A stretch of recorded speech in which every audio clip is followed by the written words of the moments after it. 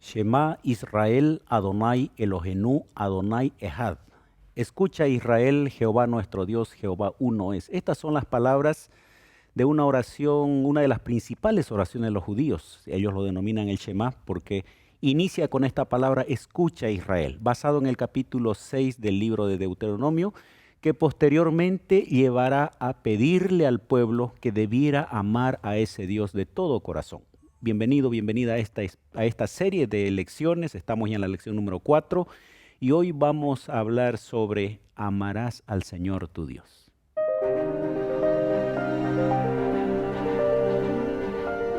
Axiomas, más allá de la evidencia.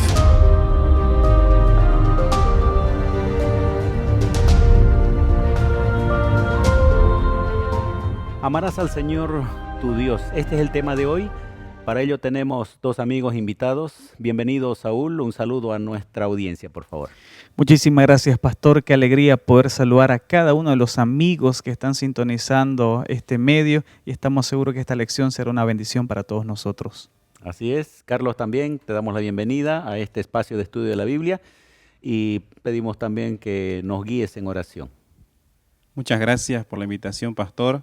Saludos para todos y bueno, vamos a orar. Amado Señor, queremos darte gracias una vez más porque nos reúnes para compartir un tema muy importante. Queremos rogar, Señor, la presencia de tu Espíritu Santo que pueda impresionar la mente de cada uno y al leer tu palabra podamos, Señor, colocar en práctica. Muchas gracias en el nombre de Jesús. Amén. Vamos a basar nuestro tema de hoy en el libro de Deuteronomio. Es un capítulo muy importante, así como decíamos al inicio. Ahí se encuentra una de las principales oraciones del judío, llamada el Shema, que es oye Israel, escucha Israel. Capítulo 4, versículo 5, y vamos a encontrarnos con dos conceptos interesantes. Uno de ellos tiene que ver con la necesidad de amar a Dios, la importancia de amar a Dios, y por otro lado, el temer a Dios. Y vamos a tratar de explicar cómo al mismo tiempo se puede amar y temer a Dios. Leo el capítulo 4, dice, oye Israel, Jehová nuestro Dios, Jehová uno es. Y en este entendido, ahora el versículo 5 dice, amarás a Jehová tu Dios de todo tu corazón y de toda tu alma y con todas tus fuerzas. ¿Cómo podemos nosotros hacer realidad esto en nuestras vidas y cómo el pueblo de Israel también tenía que hacer realidad en sus vidas, Saúl? Claro que sí. Ahí en ese capítulo 6 de Deuteronomio que usted mencionaba, qué interesante es cómo básicamente Deuteronomios es la manera en la que Dios nos enseña a amarlo. Nos enseña cómo demostrar el amor que decimos sentir por Él. Y cuando hablamos de ese amor, cuando hablamos de amar con todo nuestro corazón, con toda nuestra mente, con toda nuestra fuerza, lo interesante es que lo hace en un contexto donde Él pide obediencia. Y antes de hablar y después de hablar de estatutos, de ordenanzas, de mandamientos, habla que el amor a Dios tiene que ser el centro y lo mete justo el tema ahí. En otras palabras, el amor a Dios está en el centro de la enseñanza de Deuteronomios y en el centro de un amor que se puede demostrar en acciones cuando nosotros obedecemos. ¿Cómo debería haber demostrado a través de las acciones del pueblo de Israel ese amor a Dios, Carlos? Con hechos, ¿no? Ahí vemos al pueblo que estaba saliendo de la esclavitud, pero vemos a ese Moisés que también tiene conocimiento de los pueblos alrededores y esa gente era politeísta, ¿no? Tenía diferentes dioses y al momento cuando Moisés le habla, ¿no? No seamos, en todo caso, le está diciendo como los demás. Entonces, observemos lo que dice Dios y ahí le hace recuerdo, ¿no? Y habla el Shema, un solo Dios, que debemos recordar que es un solo Dios y llevar todo a la práctica, amar. Simplemente sabemos bien que Dios es amor, pero tenemos que demostrarlo también. Ellos debían observar sus leyes, sus mandamientos como respuesta al amor, debían apartarse de la idolatría, deberían consagrarse a Dios, es decir, era un amor activo. Ahora cuando uno le pregunta a alguien si ama a Dios, o la mayoría creo que decimos que amamos a Dios, pero ese amor debe ser visible. ¿Y cómo sería ahora, en este tiempo, amarle a Dios de todo corazón, con toda nuestra mente, con toda nuestra alma. ¿Qué dice Saúl? Al mismo tiempo que en Deuteronomio encontramos que el Señor da, si se puede decir, algunos lineamientos claros, hoy encontramos en la Biblia los mismos lineamientos. Obedecer a Dios, por ejemplo, en el tema de oración, en el tema del sábado, en el tema de los diezmos y ofrendas, con respecto a cumplir la misión como iglesia, como ser humano. Hay tantas maneras prácticas, reales, con acciones, que hoy también nos toca amar a Dios de esa manera. Cuidando nuestra salud, nuestro cuerpo también, ¿no? Entonces el amor tiene que ser visible. Ahora aquí el texto implica, además de enseñar a las generaciones siguientes, ¿no? Dice, las repetirás a tus hijos, hablarás de ellas estando en casa, andando por el camino, al acostarte, cuando te levantes, porque se entiende de que el israelita estaba convencido del Dios que tenía, que lo amaba a tal punto que quería que las generaciones siguientes hicieran lo mismo. ¿Y cuál es nuestra misión en este caso como familia, especialmente pensando en los hijos, familiares? Se corría el riesgo, ¿no? Ellos justamente de que las generaciones que vendrían podrían olvidar lo que ellos habían vivido ya en carne propia, ¿no? Con el pueblo de Dios, con su pueblo, tantos milagros visibles que ellos tuvieron ahí. Entonces, esto también iban también a tener los milagros las generaciones, pero tenían que saber bien los mandamientos, ¿no? Dice el libro de Deuteronomio 6, estos son los mandamientos y estatutos y decretos que Jehová tu Dios mandó que enseñaras, ¿no? Para que lo pongáis por obra en la tierra en la que vais a pasar. Ahora, en versículos 2 dice, a fin de que temas a Jehová tu Dios guardando todos tus estatutos y mandamientos que yo mando, ¿no? Y ahí habla tus hijos y todos los que viven dentro de tu casa. Ahora ahí en el versículo 2 se introduce otro elemento, el temor. ¿Cómo podemos nosotros armonizar el amor con el temor a Dios? Amor a Dios y al mismo tiempo temor a Dios, entendiendo que a veces el concepto de temor nuestro es de miedo. Es interesante porque en Deuteronomio 10:12 justo combina esos dos términos, temer a Dios y amar a Dios. Y el temor obviamente no viene desde el punto de vista pánico, terror, sino desde una perspectiva de admiración ante la autoridad, la presencia, la potencia que influencia a todo ser humano, el Señor. Recuerdo que una vez vino el Papa a Bolivia y había en el Facebook una persona aparentemente atea y dice, aún siendo ateo, al ver cómo pasaba el papamóvil y tanta gente, sentí una impresión de admiración. Ahora, imaginémonos frente al Señor. Ese temor tendría que ser realmente impactante y estamos seguros que así tiene que ser. Un temor que nos lleva a admirar por lo poderoso que es y nos contrasta con nuestra pecaminosidad. Y ese temor está relacionado con respeto, admiración, reconocimiento de la grandeza de Dios y no con el miedo. Y en ese sentido sí hay la necesidad no solamente de amarlo, sino de temerle, porque Dios es un Dios que va más allá de cualquier ser creado, porque Él es el creador. En el capítulo 5... creo que está, a ver, en el versículo... Pastor, hay una consecuencia después sí, de esto, ¿no? Dice adelante. que debemos nosotros guardar los mandamientos, pero aquí dice, ¿no? Para que tus días sean prolongados, en Deuteronomio 6, 2, que sea, o sea, después que dice todo esto, si nosotros observamos, si nosotros nos detenemos, miramos lo que Dios hizo, ¿no? En el pasado y en los mandamientos que a través de Moisés nos hace recuerdo, nosotros vamos a obedecer, pero vamos a tener días, ¿no? Prolongados, porque es una consecuencia que Dios da. Claro, y justo el versículo que iba a leer también está ahí relacionado a la obediencia a los mandamientos, el 5:10, que hago misericordia a millares a los que me aman y guardan mis mandamientos. Está muy relacionado el amor con la obediencia, elementos que muchos cristianos han tratado de disociar. Aquel que ama a Dios no necesita guardar la ley y poner la ley como un elemento más de legalismo apartado del amor o de la gracia divina, cuando aquí está interrelacionado. Es una respuesta inmediata la obediencia a su ley, porque como decía uno de ustedes, que está con el propósito de darnos bendición, prosperidad, el hecho de que podamos obedecer la ley. ¿Alguna cosa más que ustedes quieran mencionar en relación a este elemento de amar y de temer a Dios? Simplemente, si podríamos resumir en una frase, sería: primero amo, luego obedezco. No puede haber una obediencia real, sincera, auténtica, si primero no hay amor hacia ese ser, en este caso, hacia Dios. Jesús hace referencia también a estos dos elementos, ¿no? Al amor y a la obediencia.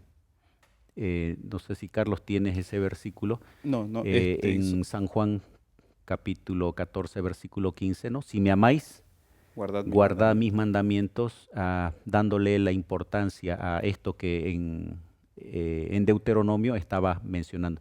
¿Ibas a decir algo, Carlos? Sí, pastor. Aquí hablando de amor y temor, ¿no? También menciona que debemos nosotros amar con toda la fuerza. Algo que podemos observar también, que los judíos amaban completamente, ¿no? No como ahora se separa, ¿no? El alma, como dice, el cuerpo. El judío tenía que amar, como dice la palabra del Señor, completamente, el 100%. Y aquí lo que Dios nos llama, ¿no? La atención es que amemos de esa forma. Con la plenitud del ser, ¿no? Suprema. No con el concepto griego que tengo mi ente espiritual, mi ente carnal, sino plenamente con todas mis facultades. Y tal vez yendo ya a la pausa, ¿cómo está nuestro amor al Señor? ¿Estamos solamente dividiendo en una parte de la semana, en algún momento de nuestra vida, en algún aspecto de nuestra vida, o lo estamos haciendo en la plenitud de nuestras facultades? Vamos a una breve pausa. Ya retornamos con Axiomas.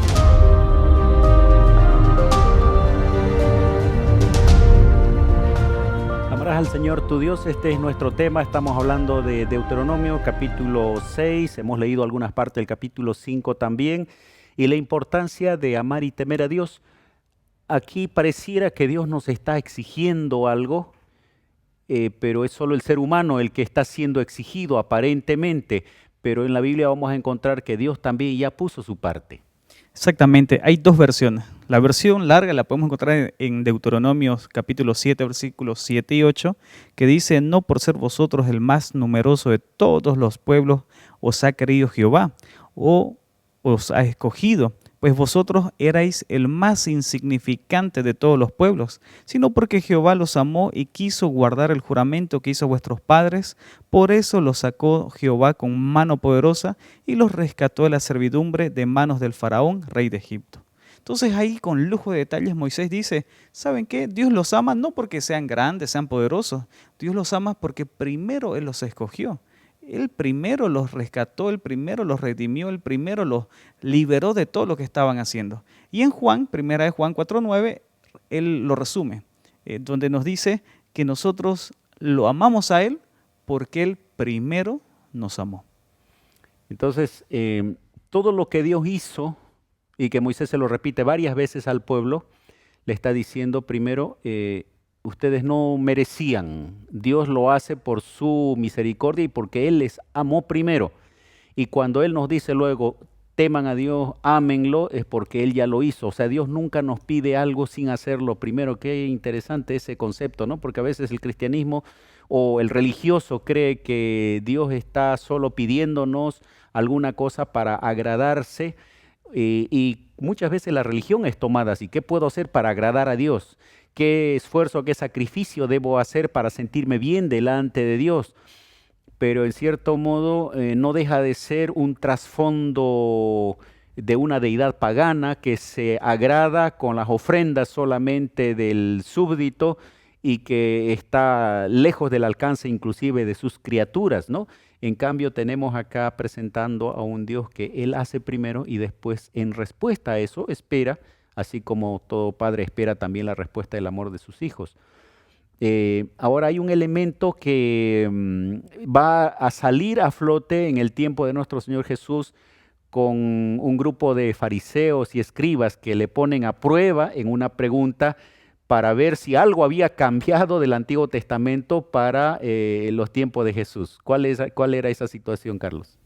Bueno, ahí vemos los fariseos que en cada momento quieren hacer caer a Jesús, ¿no? Poniéndole pruebas o hablando alguna situación. Pero aquí Jesús se refiere cuando dice, si me aman, guarden mis mandamientos. Es una reacción que todo cristiano debe tener ante lo que ya hizo Jesús y como usted dijo, ¿verdad?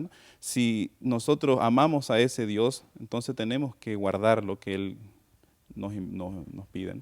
Por un lado estaba ahí el asunto de los mandamientos, ¿no? Tratando de ver cuánta, diríamos, cuánta validez todavía tenían esas cosas que habían sido escritas en el Antiguo Testamento, y por otro lado, tratando de deslindarse un poquito de algunas responsabilidades. Y entonces en San Marcos capítulo 12, versículo 28 dice, acercándose uno de los escribas, y recordemos que un escriba era un estudioso de las Sagradas Escrituras del Antiguo Testamento, era un intérprete inclusive de las Escrituras, pero él le dice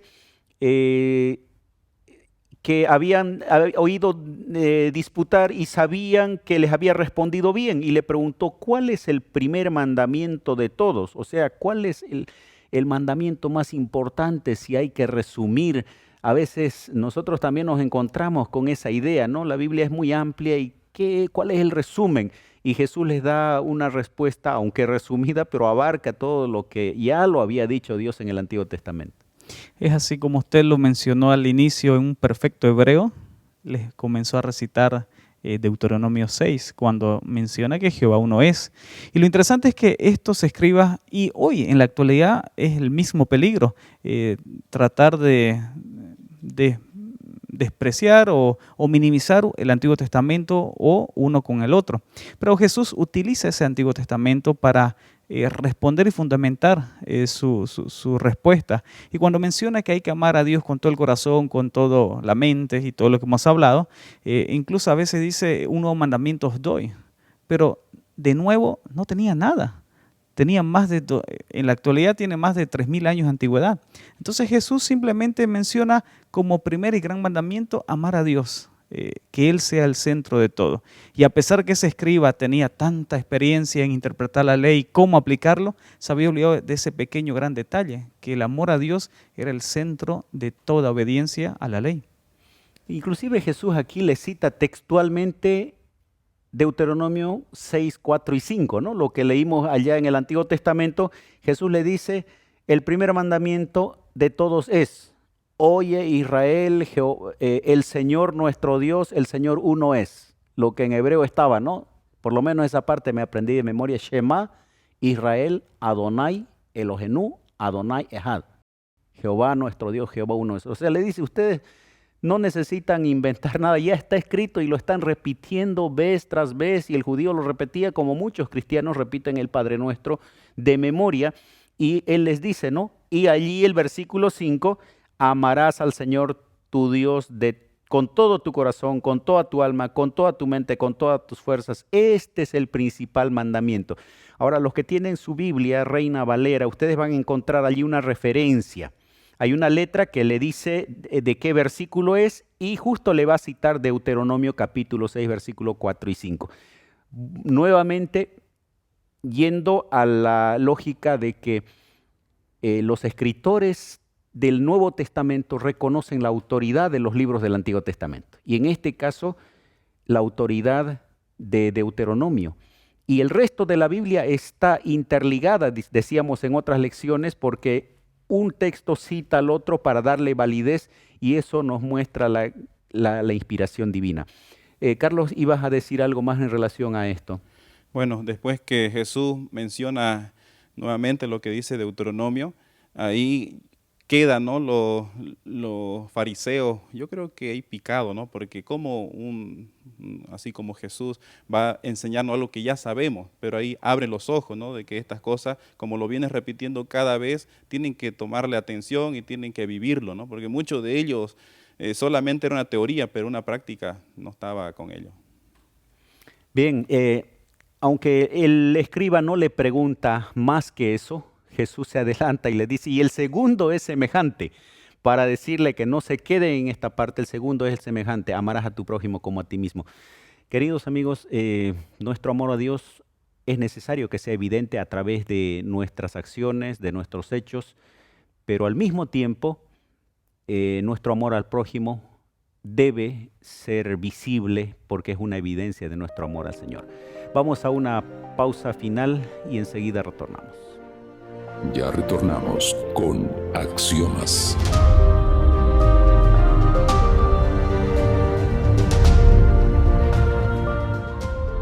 Hemos llegado al final de este estudio, Amarás al Señor tu Dios.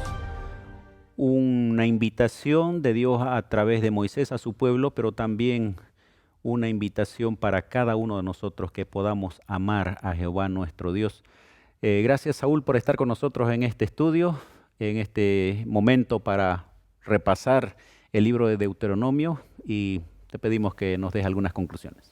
Claro que sí. La obediencia y el amor nunca está separado en la Biblia, nunca está separada en la vida del cristiano, y es por eso que la Biblia resalta: digno es el Cordero que fue inmolado, y gracias a aquel sacrificio hoy somos redimidos. Que el Señor nos permita a poder obedecerlo, pero por amor. Amén. Igualmente, gracias, Carlos, por estar con nosotros, y tienes unos instantes para despedirte. Sí, debemos nosotros amar a Dios. Dice el mandamiento que debemos atar todo lo que implica ahí, ¿no?, en Deuteronomio. Todo eso que hemos observado debemos amarrarlo en nuestra mano, o sea, en todos los lugares visibles debemos colocar para llevar por práctica. Entonces, eso es lo que tenemos que, como hijos de Dios, llegar a hacer para tener un buen resultado o una buena consecuencia.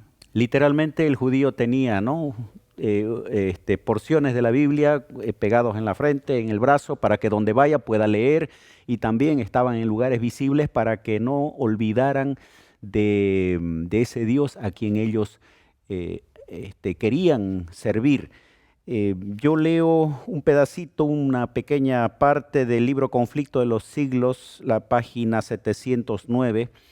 Dice: la cruz de Cristo será la ciencia y el canto de los redimidos durante toda la eternidad. Ese amor que Dios nos pide que ejerzamos para Él, en realidad Él ya lo ejerció en beneficio nuestro, no solamente por la forma como Dios guió a su pueblo en el Éxodo, durante el desierto, al introducirlo a la tierra prometida, con la muerte de Jesús, sino antes inclusive de que entrara el pecado. Él ya tenía un plan para nosotros. Así que ver el amor manifestado de esa manera nos debe llevar a amarlo y a temerlo, en el sentido de respetarlo, de reconocerlo con su grandeza, y que individualmente nosotros personalmente podamos ahora tomar la decisión de amar al Señor de todo nuestro corazón.